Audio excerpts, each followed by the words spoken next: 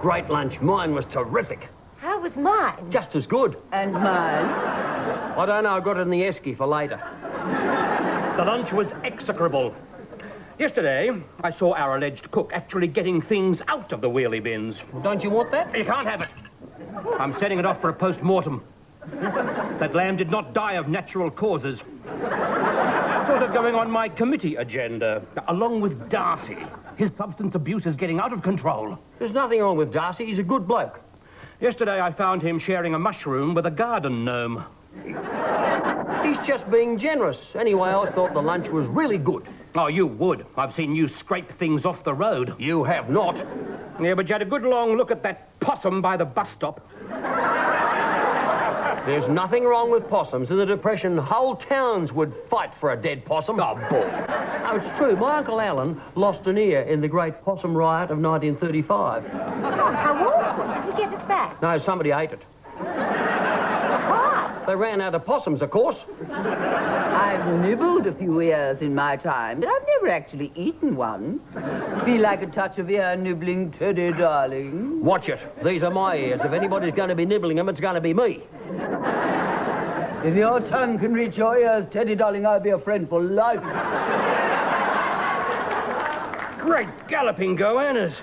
They've given an Order of Australia to that wanker Godfrey Oxford. Who, darling? Godfrey bloody Oxford, the president of the Royal Oak Residents Association, for services to senior citizens and the footwear industry. Oh, that's nice. Footwear industry? The man made fluffy slippers out of dead sheep. Nothing more than a door-to-door Ugg boot salesman. I bought a pair once. They were very comfy, but sadly I had to let them go to another home. Winston, our bulldog, kept attacking them. Well, more embracing them. You know, trying to breed with them. Winston was a disgusting animal. Only dog that slobbered from both ends. I feel betrayed. My queen has given a gong to a fraudulent... What do you mean, your queen? The Queen. Her Majesty, the Queen of Australia. How can you be Queen of Australia? She's a pom. She ever had a Chico roll? How dare you? I mean, the whole system is obviously seriously flawed. What about my services to industry and how I've enriched the life of every Australian? You made fridge magnets. The Johnston domestic signage system brought small business to the Australian kitchen. And if Godfrey bloody Oxford can get a gong, then I can. Oh, but Jono, darling, they don't just chuck these awards around. They have to be earned, like Logie. What did you have to do to earn your Logie? Oh, it was ugly, Muriel.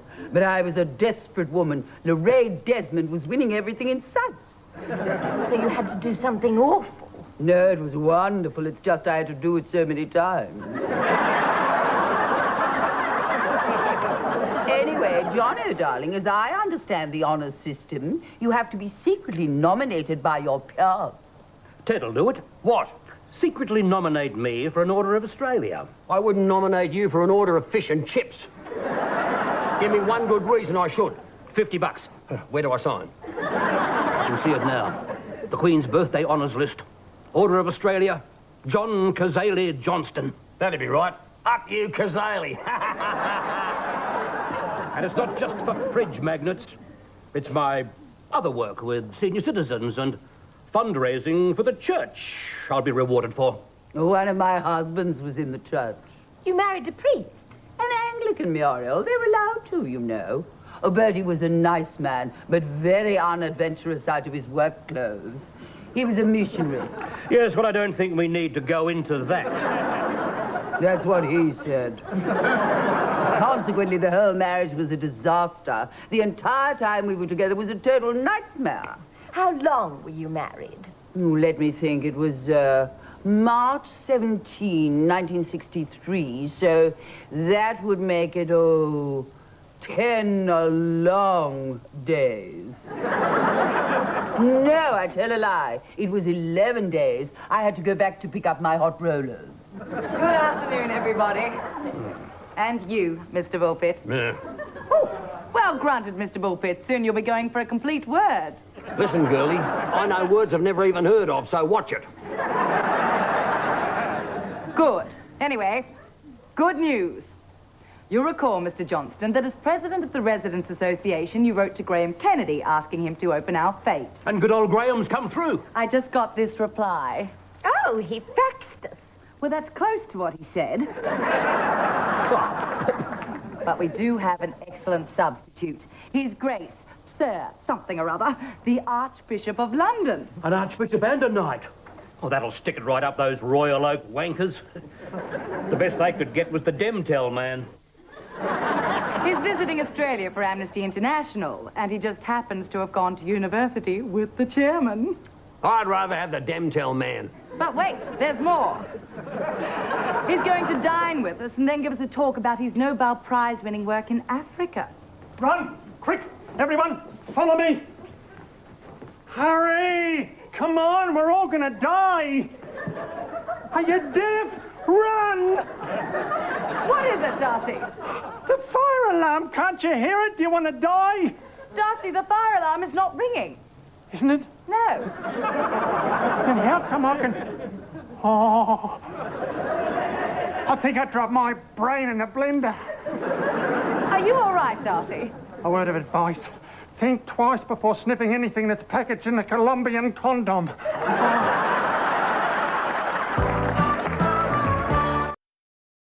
Oh, look, here's a letter for you. Give it to me. Well, hang on, it seems to be stuck to my phone bill by an old Australia Post jube. At least I think it's a jube. It's sort of green. Just give it to me. It's from head office. Surrounded by geriatric dribblers and fools.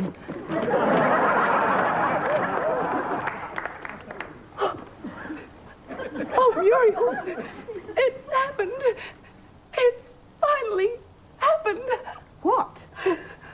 I'm on the short list to manage Emerald Pines.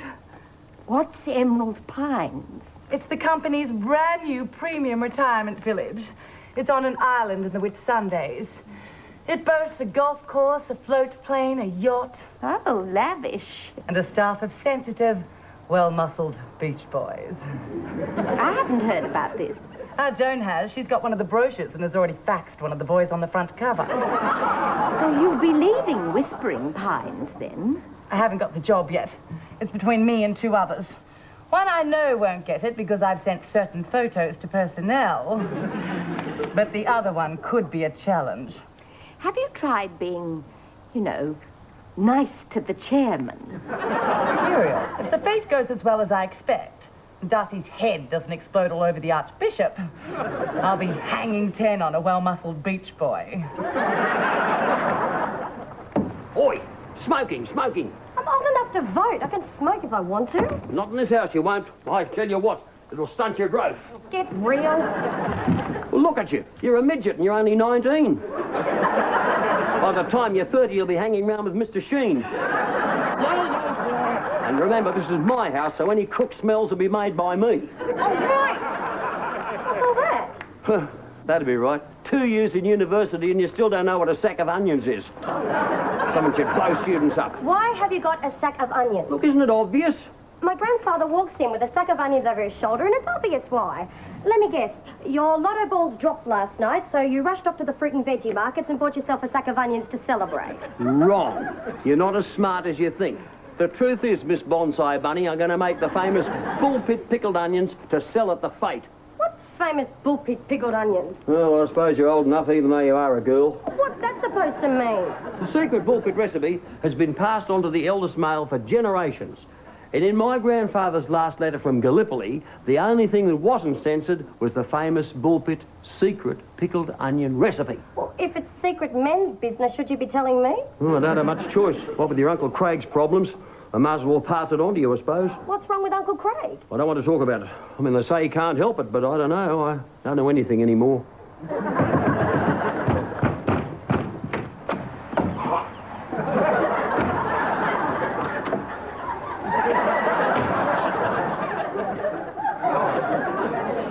Are you all right, Darcy? Shh.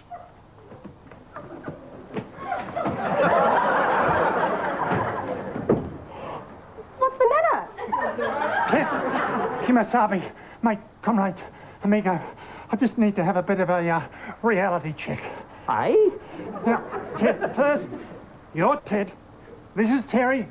And I'm Darcy, right? Yeah. How many people in the village own a lion? A what? A lion! You know, they're big and they roar. I know what a lion is. How many people in the village own one? None. You sure? Yeah. What are you actually on? Oh, that's all right then.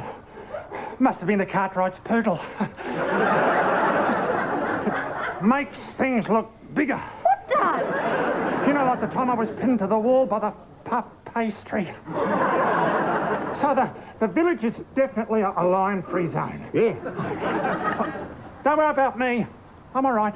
I mean, anyone can accidentally see a lion that isn't there. It happens all the time. Oh, well. Adios. How about that? Oh, he's a really nice bloke, Darcy. Obviously very brainy. He's a fruit loop. But you just don't understand the jokes. That one about the lion. I must tell it to Jono. Maybe he can explain it to me. How much for this? $2. But that's too cheap. I mean, look at this. This is lovely. There's a space on my mantel will fit this perfectly. That's where it came from. You donated it. Just before you donated your brain to science. Now, Joan, what have we here? I thought we'd auction some of my more famous clothes. Ah, fashions of the 30s and 40s. I'm sure they'll come back eventually. 50s and 60s, if you don't mind. This is the pith helmet I wore in the naked lagoon scene in Monsoon Madness. This is one of my bridal gowns. I wore this when I married Bertie. The 10-day vicar. 11, you forgot the hot rollers. The scarlet bridal gown, how apt. This is the famous gown I wore when I got my Logie. That's a very daring backless number. It's the front. Here you are, girlie. Where do you want these? Ah, Mr. Bullpitt, how wonderful to see you. What have you got? They're my contribution. I made them for the food store. I made them. He put the Band-Aids on. Bloody slippery things, onions. Bullpitt's heroic pickled onions, a recipe that came from Gallipoli. What side, ours or theirs? Watch it. My grandfather fought and died for these onions. Put them over there. Just a minute, Mr. Bullpitt. What do you know about Madge Burroughs' cat being stuffed into a pair of pantyhose and hung on the line last night? It definitely wasn't me that did it. I love that bloody cat. What's all this? Pickled onions. Sorry, Ted, you don't understand. As president of the Village Residents Association, I do the pickled onions. I've always done the pickled onions. Haven't I, Muriel? What? Sorry, but I'm going to have to pull rank here. There's only room for one batch of pickled onions in this fete, and they are the president's. You reckon, do you? Sorry, Ted. Guess who's not going to sign a certain Order of Australia nomination? I tell you what. Here's an idea, old mate. Mate? How's about we both put our pickled onions in and have a bit of a competition? What sort of a competition? A public tasting. Everyone gets to taste both of them and then vote for the winner. In the event of a tie, the Archbishop's vote will be the decider. Fair enough? You're on. Ah, good, Ted, mate. Cover. Now, if you would just put your signature on this, there. I can't sign there. Why not? It says His Grace, the Archbishop of London. Oh, just there. I can't do that either. Why not? You haven't given me the $50. You're a hard man, Ted. You are. I think that with a list of signatures that includes a knighted Nobel Prize-winning Archbishop, I will be, as they say around the Vatican, a walk-in.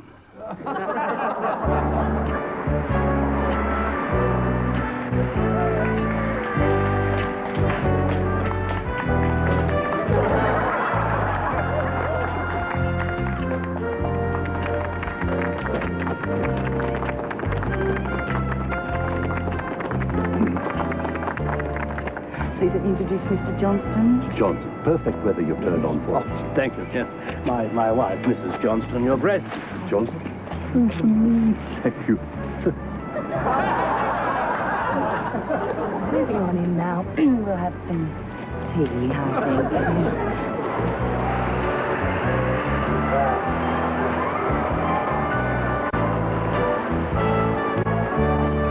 There you go. That's 20 jars already. How many are Jono's? 21. Well, I better buy another one then. Free tasting's a real winner. Everyone's trying them. And this, Your Grace, is the produce tent. Everything here has been made or grown by the residents. Oh, very impressive. Have a pickled onion. Oh, thank you, Mr. Bullpitt. Bullpitt. Oh! For a moment, I thought... Yeah, everyone says that. They're bloody good onions, aren't they? Very moral. Try one of mine. I wouldn't if I were you, Your Gracefulness. Dodgy as a nun with a gun. No offence. It's only fair you had one of his.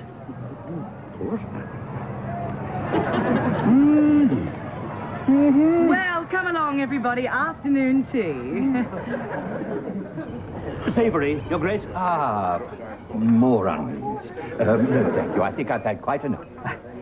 Could I impose on Your Grace to add your signature to a petition for an imperial honour for one of our leading residents? Oh, really? Who? Me. Perhaps later, after my talk. Oh, yes, of course. Later. How stupid of me. Later. You're so right, but you're always right. Later, yes, of course. Thank you. Please.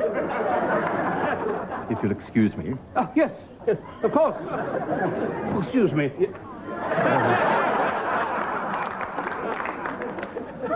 Samantha, how's it going with the chairman? Fabulous. From the way he winked at me, I think I'll be off to Emerald Pines. Oh, my God!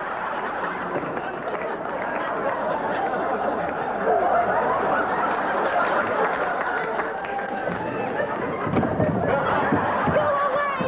You ruined my career, you deranged brat! More tea, Archbishop. Oh, thank you. Joan. Joan Collins? Bertie! Is that you? Yes! Joan Collins, how amazing! Yes, I am, aren't I?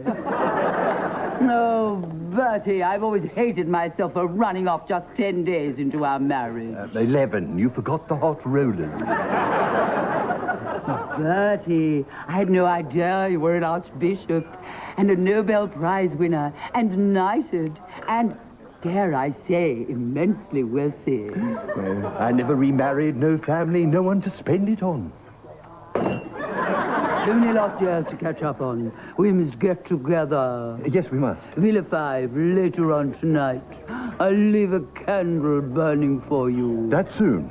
We're not getting any younger, Bertie. Let's not waste the moment. Yes, I suppose you're right. After my speech, I'll slip away. And by the end of the year, we had over 30 schools and a new cathedral. At the opening ceremony, I was standing beside Archbishop Sir Desmond Tutu, who turned to me and said,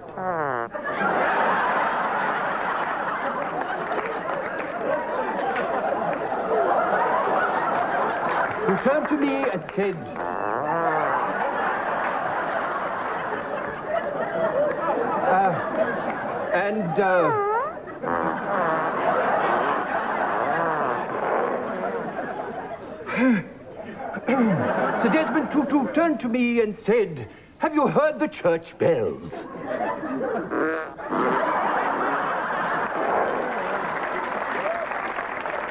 The bells had been donated by the church fathers.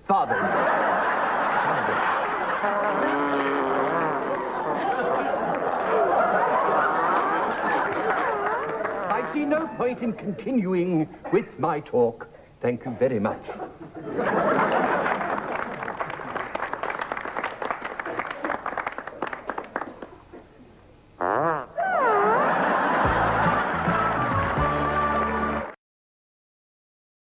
What a disaster, and it's all your fault. Why does it always have to be my fault? Because it just does. You are a disaster machine. There goes my Order of Australia. Give me the $50 back, Ted. I can't. I spent it on me onion stove. For a moment there, I thought my life was about to change. But no, Mr. Bullpitt's bum came into the picture. It wasn't just me. It's lucky to keep my job, let alone get a promotion. Why don't we all just try to forget that today ever happened? What would you like? Lovely hot cocoa or gin? I wonder where our Joan is. Oh, Bertie, that was wonderful. Yes, it was, wasn't it? Must you really go? Oh, yes. A bishop's work is never done. Promise you'll come back. Oh, I promise, Joan. Good night.